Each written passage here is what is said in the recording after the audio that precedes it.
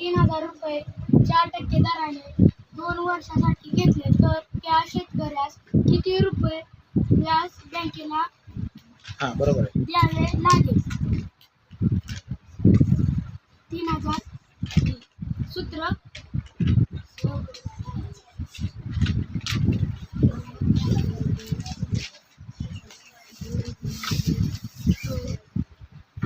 छेद 100 मुद्दल म्हणजे 3000 गुणिले दर बरोबर 4%, कालावधी बरोबर 2 वर्ष,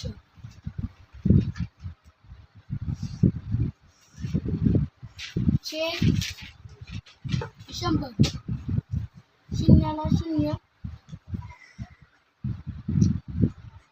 4 दुने 8, 30 गुणिले 8, 8 0 0, 24